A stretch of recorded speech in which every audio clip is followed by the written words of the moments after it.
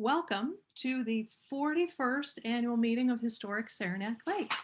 I remember doing this in my office on Zoom a year ago. I thought at that point that we would all be back in person a year later, and we are not quite there, but we look forward to seeing people in person really soon. When the pandemic hit in the spring of 2020, we didn't know what the future would hold.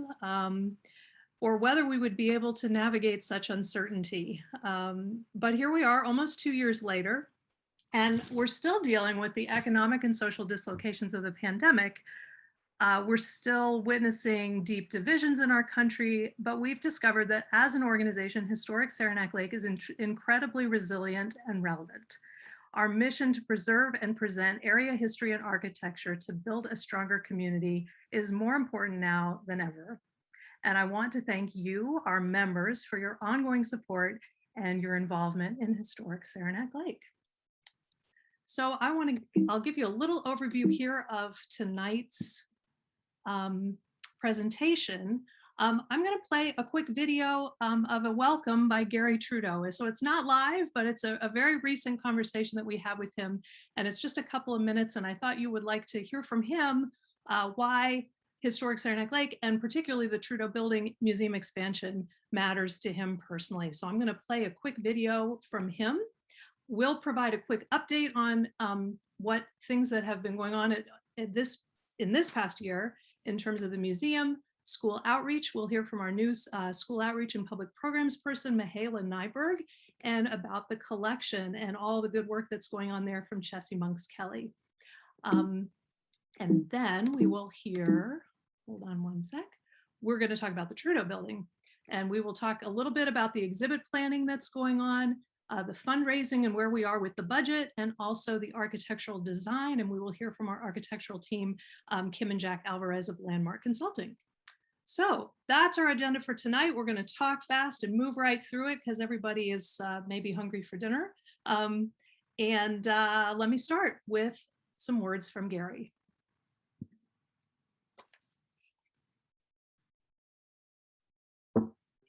When I was growing up in Saranac Lake, I was probably more appreciative of my family history than most, but not because I thought my ancestors were so illustrious or interesting, although I did, but mostly because it created a sense of rootedness, a reassuring sense of place and purpose and continuity. Those things are all incredibly important to a kid. To visit my dad in an office where 3 generations had served their local community was both inspiring and intimidating. And yet my father, typically for him, felt his greatest contribution to Saranac Lake was to replace himself with a half dozen first-class physicians to carry on. It needn't have been at 105 Main Street, but it was. And for another generation, that was the address of frontline healthcare for Saranac and much of the surrounding area. 105 Main, located, as you know, at the intersection of Church Street, is still the center of town as it was in the late 19th century. And it's fitting that it's to become the center of study and contemplation of Saranac's heritage.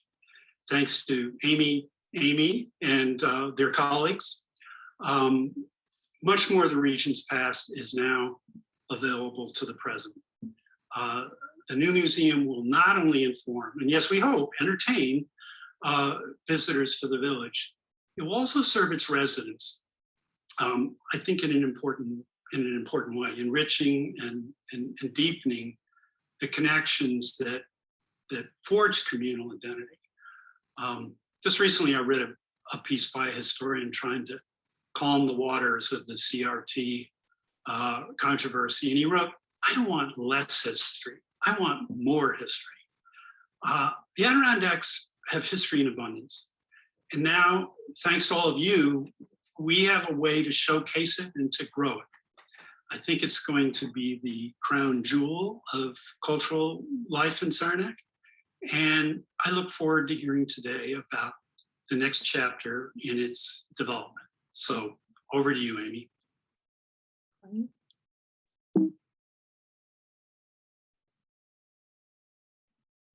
Whoops. Hold on.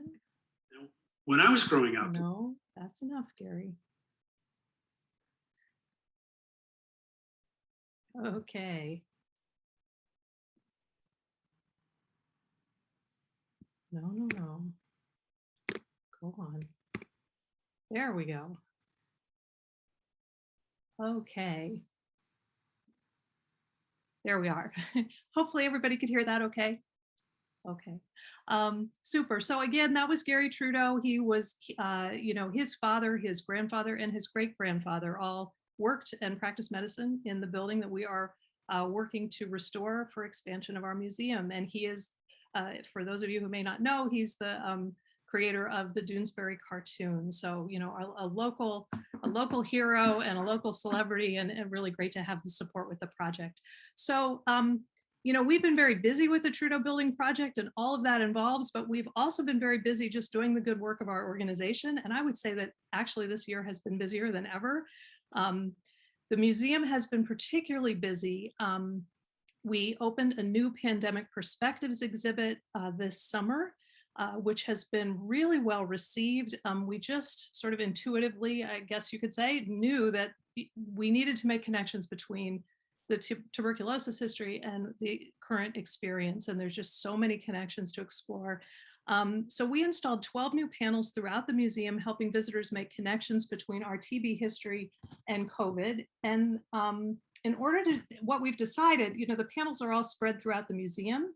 Now that we are retiring the Art of the Cure exhibit coming up next month, it's going to create more space in the John Black room to sort of reconfigure the pandemic perspectives exhibit, make it something kind of more visible and more noticeable for the public. So we're actually reinstalling the exhibit in the near future, in the next couple of months. So look forward to that. It also means that the panels that we currently have will be able to travel to schools and other institutions, hopefully the hospital. We have lots of different ideas of places where the public can engage with the exhibit and other places out of the museum. So that's very exciting. Humanities programs, so that's pandemic perspectives. Humanities programs have been very active this year. We've been successful with major grants from the National Endowment for the Humanities and the Humanities New York.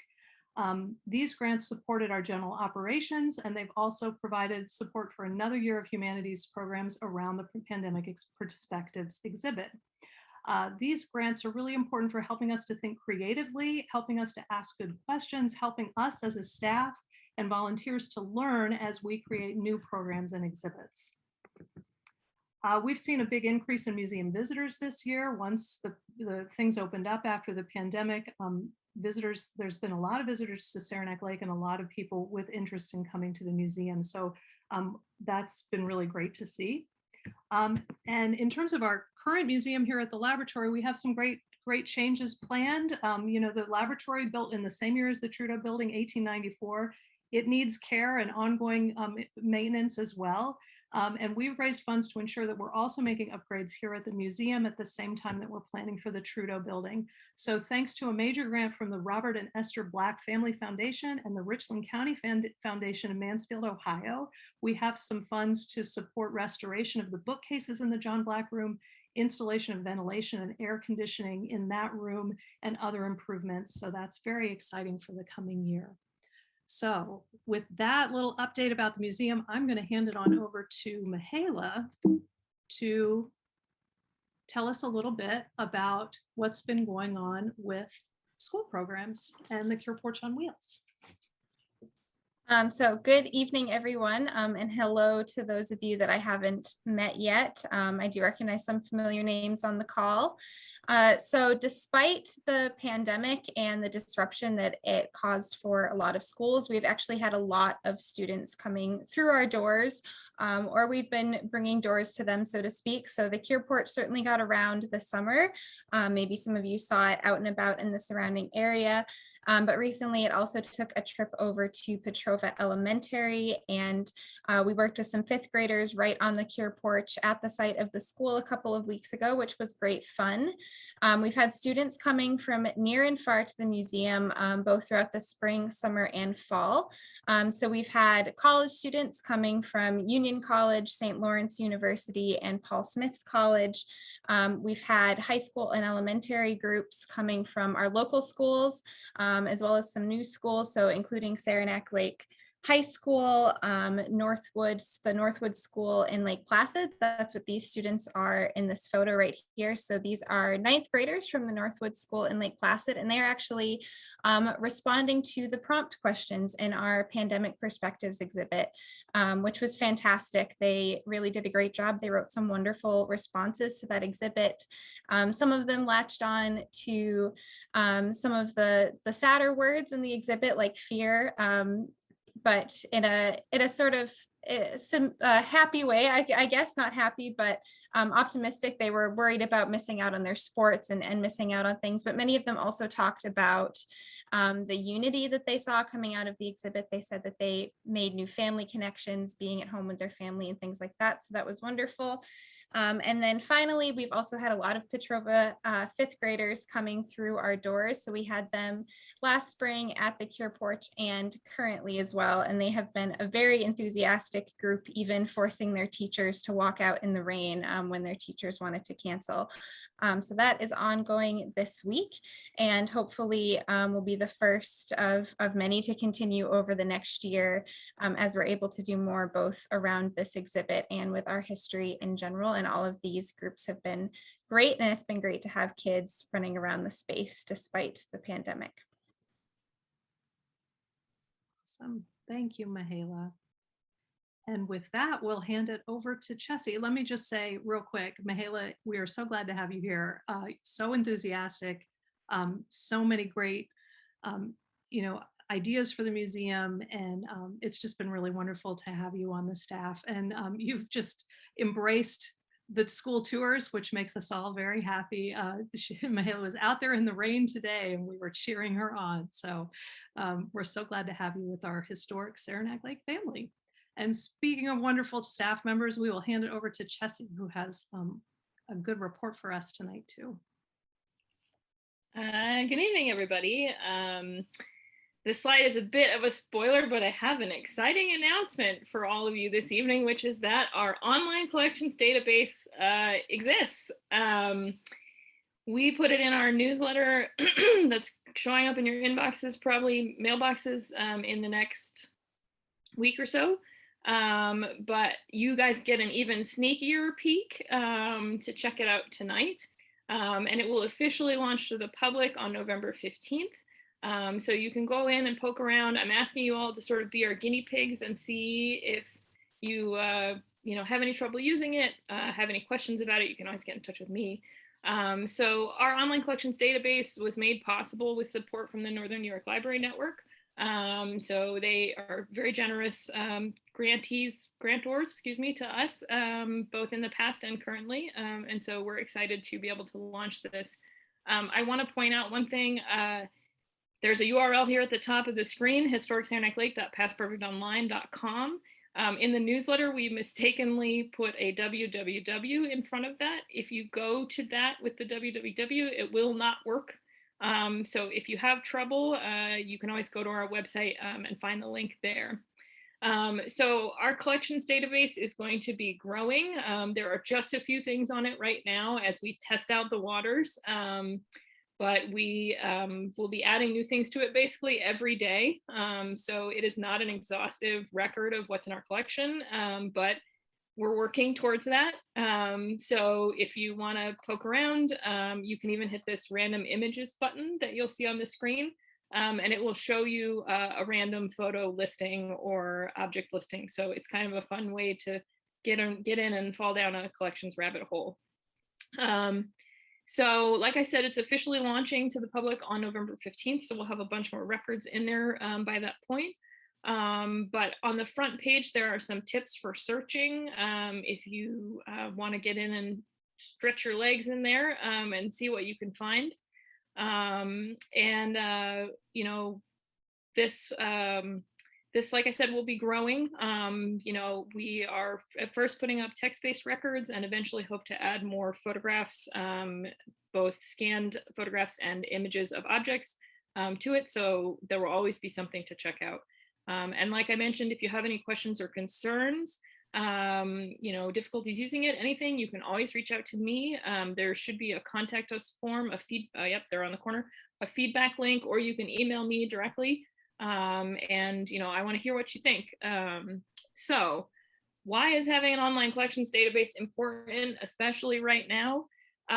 We have been swamped, as Amy mentioned. We have been very busy since the beginning of the pandemic. As we grow the museum generally in size and exhibits, and also in terms of our collections, that has increased our usage, but the pandemic has really kicked off interest in tuberculosis history, family history related to TB.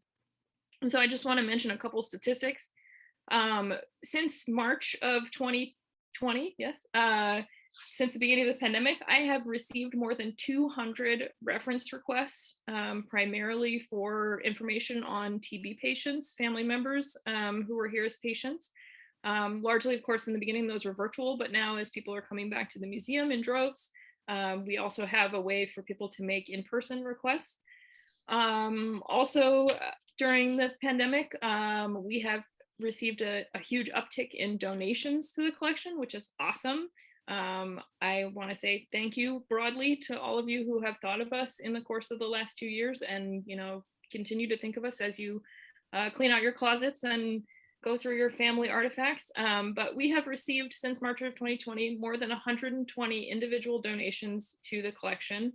And roughly, that is more than 2,000 individual items.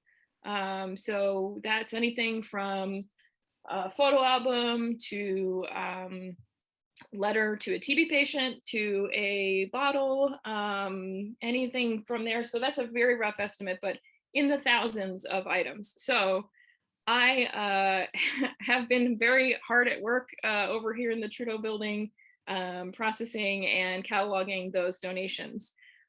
So to support that work, I have been doing an IMLS, Institute of Museum and Library Services, funded image cataloging project for the past year, and it will go on for another year. That is cataloging images primarily related to TB patients, photographs and postcards. And the end of that project, we anticipate cataloging about 2,000 images.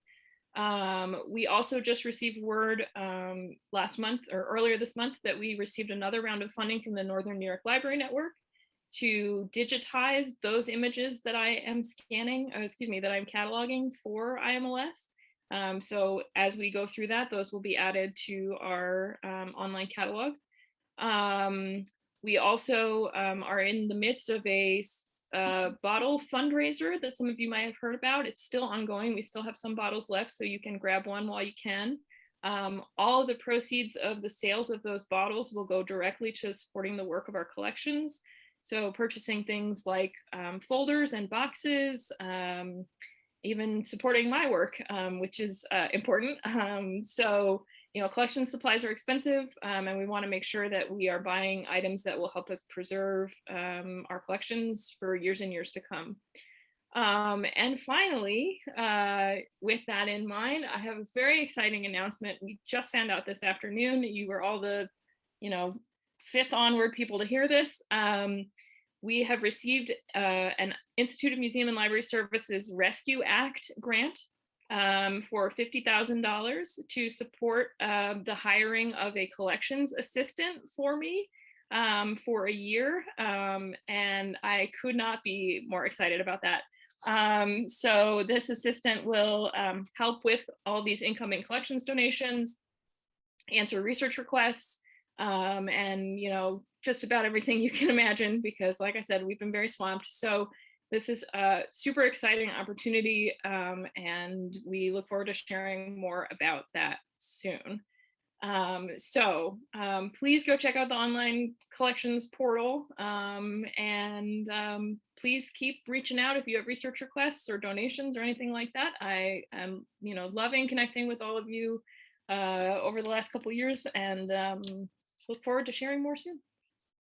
Awesome. Thank you so much, Chessie. Very exciting about the big grant today, and well deserved. And we're excited to have more Chessie. This multiplies you in some sort of way, Chessie, which is huge for historic Saranac Lake. So very exciting. I'm going to just talk a little bit about the Trudeau building project now, and I want to make sure to give time to our architects to also fill you in on some things and save some time for questions at the end. So in terms of the Trudeau building project, that's the big thing on the horizon for us. Although we have a lot of work to do on the building still, we are still proceeding with planning for the new museum as well. That is, a ways off, but important to be thinking about it and starting to think about the stories we want to tell. Our vision for the new museum campus is that it will present the history of the Saranac Lake region. The new space also gives us the room to present the history of Trudeau and tuberculosis, science, and patient care more in depth and more in context. It frees up the laboratory to focus on science, and exhibits in both museum buildings will be interactive and family-friendly and complement the historic fabric of the spaces. This is a sort of a sample of some of the thoughts we've been having about the museum and the planning. We are working now we just submitted another IMLS grant, or we're working on it now. We'll submit it in a couple of weeks to support the next phase of exhibit design. So very exciting. Stay tuned for news about that. Part of the museum planning is actually that we got a grant from the National Endowment for the Humanities to support a new film. And this film will be one of the really important pieces of the new museum exhibits. So we're working to start to plan that film and plan the story that we want to tell there. We're taking our time to be really thoughtful about that. And it's just super exciting project. And then planning for the new exhibits, as I said. So stay tuned for more news about all of that. The budget for the project, it is kind of a whopper of a budget because this is a big, exciting project. The total amount that we're looking to raise is $4.1 million. That sounds like a lot of money, but it's a big project. It's $452,000 for acquisition and planning. The construction and design we estimate to cost about $2,730,000. And then in the first phase of things for exhibits and personnel, we have about $918,000 planned. So that looks like a lot of money, and it is, but the amazing thing is that we've been incredibly successful so far, which is a real sign that we're onto something with this project. Here's the income and how that sorts out. $2,260,000 has been raised so far in private support, foundation grants, and state grants. And so we are right there secured. We've raised over half towards our goal, which is fabulous. Over 600,000 of that has come in during the pandemic. So thank you to those of you who have been a part of that. We're super excited about where we are. We do have a state grant pending for $500,000. Actually, we have more than one, so we're hoping that we will be successful with. We are working on historic preservation tax credits, which would bring in another $725,000. So you will be hearing me talk more about that. Some of you, I have maybe already had a conversation with you about it.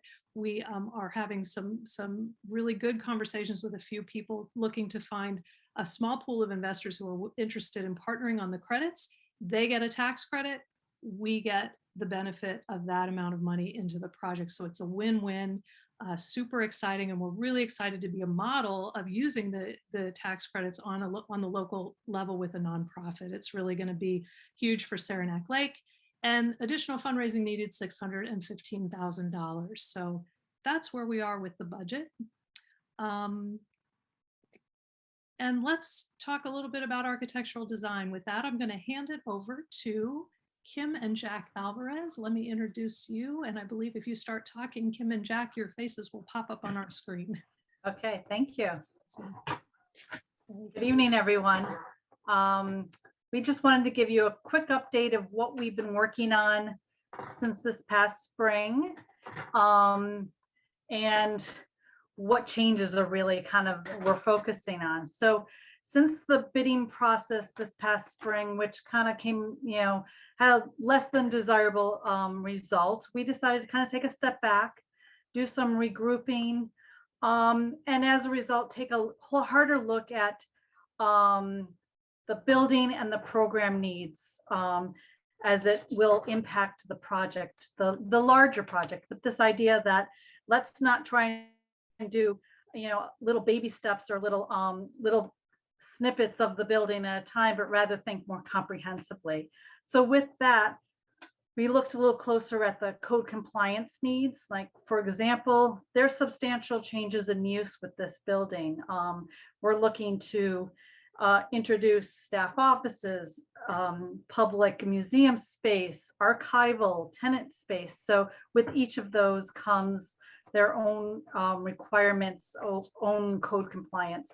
We also just wanted to take a step back and look at the entire campus, the museum campus of both the lab and the Trudeau building, and think about how those various program needs interrelate and such. We also wanted to take, we realized that in doing so and looking at the campus, it triggers some site planning work or site work to make this a more comprehensive, instead of thinking of this as 89 Church and 118 Main Street, but thinking of this campus comprehensively.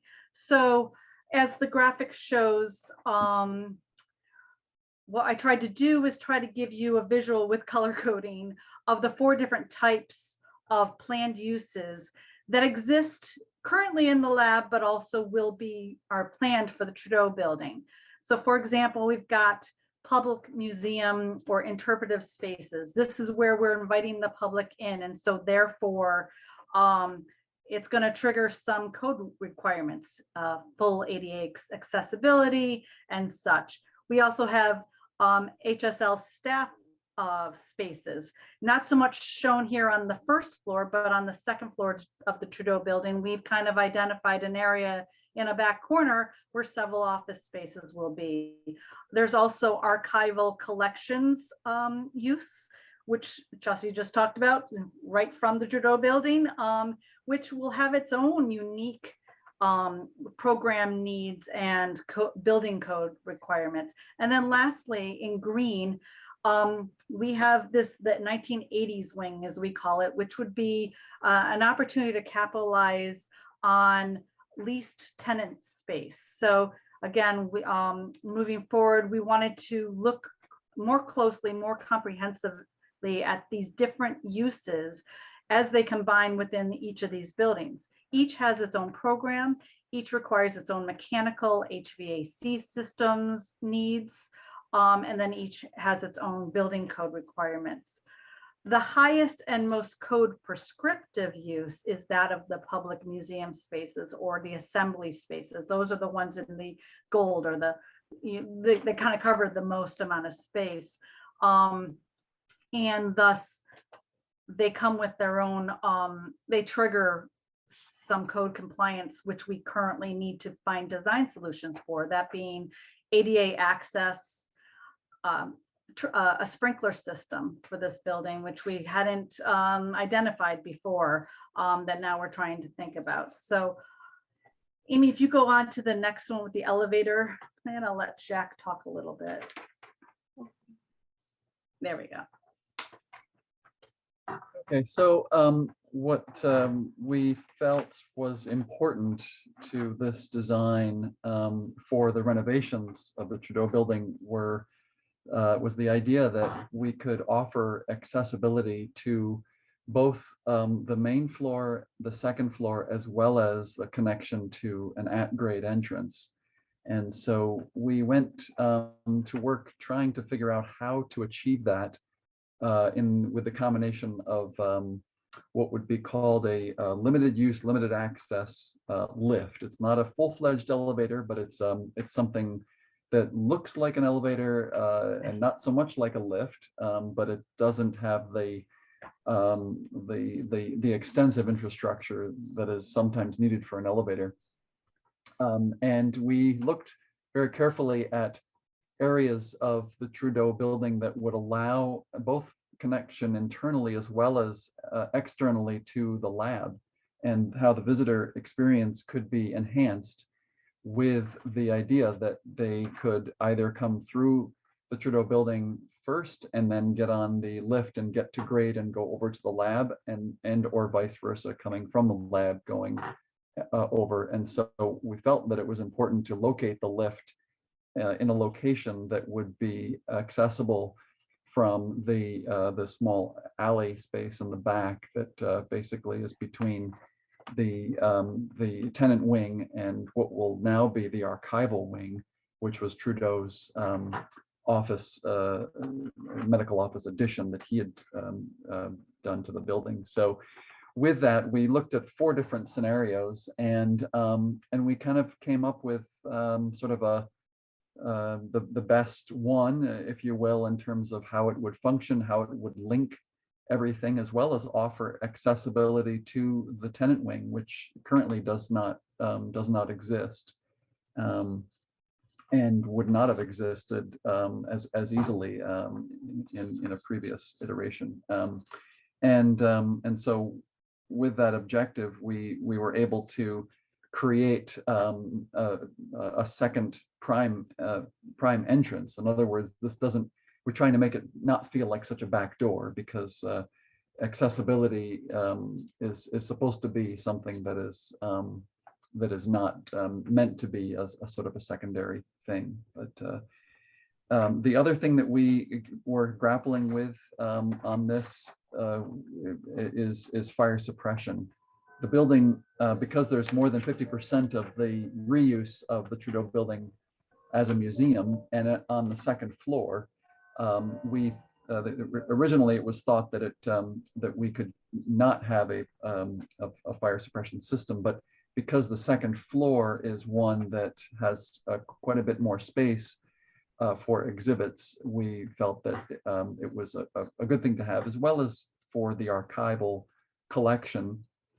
Our engineer is exploring multiple scenarios on how to provide fire suppression system for an archive, for the archive wing, and that comes with another level of heightened design, because of the fact that we have valuable storage in that wing. And so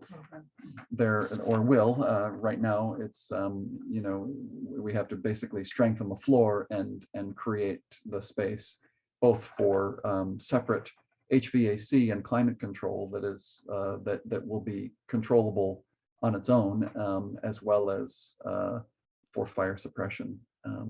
So with that, I think we basically covered this, and all this too, because we are now using historic tax credits, we were able to help expand the project a little bit more and think of this more comprehensively, which I think is a very good thing for this project. I'll speak a little bit to that too. With the decision to explore and pursue the rehab tax credits, it made things like systems and accessibility, which sometimes are hard to prove as eligible work for preservation funding. All of a sudden they are eligible work. And so you're basically getting 50% of it covered through a tax credit. So it's a worthwhile exercise. The other thing that we did was we took a more comprehensive study of the 2 wings, what we call the original doctor's wing along the west side, which will be the archives wing, and the tenant wing along the east side, which I referenced as the 1980s addition. Both of these have unique programming, and require a little bit more thought in their design. The doctor's wing has really special significance because it was originally built to provide Dr. Trudeau with an office and an exam room outside of his home. So that's kind of really important. Now it will sort of shift to this archival wing, and Jesse will receive people into this this public, research and reading room, while the rest of the wing will provide compact collection storage. So it's going to trigger the need for structural work, climate control, as well as Jack mentioned, kind of a special way of thinking about fire suppression. Maybe what might be useful in a museum space for public assembly is not the right thing for inside an archives. You want something that won't destroy your collections. At the same time, the tenant wing was something that previously was really not going to be covered under preservation grants because, first of all, it's outside of the period of significance. It's too young. It's also the materials are too modern and such. But with tax credits, with the rehabilitation, commercial rehabilitation tax credits, everything we touch there now is an eligible expense in terms of its systems, its finishes, making it accessible, all those things. So it's a real opportunity to really focus on this revenue generating option or part of the building, and make it up to date and able to attract the right kind of tenant for historic Saranac Lake. The last thing we also did, as I mentioned earlier in the summary, is we took a step back and said, let's look at this campus. And so we're now, whereas before we were looking just within the walls of the Trudeau building, now we're looking at the entire site. And we're thinking about how do you drive and circulate, into the site and reach both buildings? Where do you park? Where's handicap parking? What's wayfinding and circulation for the museum visitor from one building to the other? What's the most easy and direct route for staff to go back and forth? So all these things, as well as how do we introduce utilities? How do we address site drainage? All these things are what we're trying to cover right now in site planning as we're thinking about the building as well. So as we're going to be bringing in an elevator, now's a great opportunity to put our electric service underground. And so what does that do for the site? Anything else that you want to add into that? No, it's with the site, it's because it's a corner site too. There's extra and added challenges, and we have historic photos of the house and the lab, and we're trying to also in the design to try and keep some of that site planning alive, if you will, as well as maybe to bring back some of it in terms of the restoration. It's not easy because we have parking and we have modern needs for a campus that has a much different use now as a museum rather than a residence, a lab, and a doctor's office. So that's what's kind of helping us with our design. Sometimes you have to take a big step back to focus in on the details, and I think that that's what we've been working on over the past several months. We'll continue to work on, and as Amy will assure you, we have a very aggressive schedule for 2022, and hopefully everything kind of falls into place, that just as HSL has been super busy over the past year, which always feels weird when we're during a pandemic, so are we, so are our consultants, so are contractors. So we're trying to find that sweet spot in terms of making sure we're completing everything, that the tax credits are ready to go or be reviewed, and that we have contractors ready to bid and move forward with construction. So it's there's a lot of choreography going on, so to speak. So. Thanks, you guys. That is such a great update, and I will sleep a little easier tonight having heard you once again just explain so many great things about what's going on with the building. you know, I really just feel like we're in such good hands with you guys, you two. Kim and Jack, for those of you who don't know, they really helped work with the historic preservation aspect of the Hotel Saranac. And that's how we got to know each other, was through that project. And it's just so great to have you here working with us next door on this project. And, you know, the engineering firm that you've brought along, Quantum, is, you know, I got to meet them not long ago here at the lab, and it's just amazing what their expertise is. And you look at their portfolio of what they've worked on. I mean, from buildings at the University of Virginia, the grounds there, you know, it's beautiful stuff. And I feel like we're just in such good hands. So that from, you know, we have a consultant with the historic preservation tax credits who is helping make sure that we get all of those pieces right.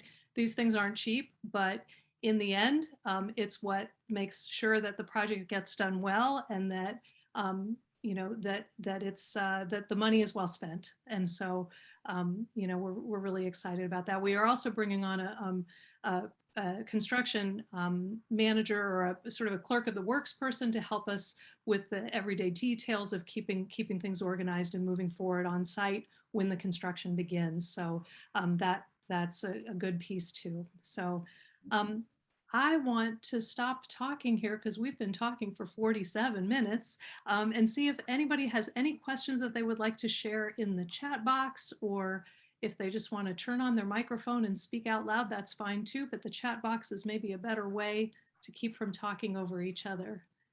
Any comments or questions for any of us? I see some nice congratulations in the chat box to Chessie for the grant. Any other questions that anybody would like to share? I have questions for all of you. I'm looking and seeing your familiar faces, and I want to say, how are your grandchildren? I'm seeing all these friends up on the top. So this is not the time to be for me to be asking you about your grandchildren, but I do want to know. So all of these folks who I haven't seen in so long, please give me a call, send me an email. Let's get together by Zoom or in person as we can. I'm happy to catch up with those of you who are near and far away. And thanks again for all of your support for Historic Saranac Lake. Let us know your thoughts about the new museum and events and programs for the coming year. There's all sorts of things we can do together, and we look forward to seeing you soon.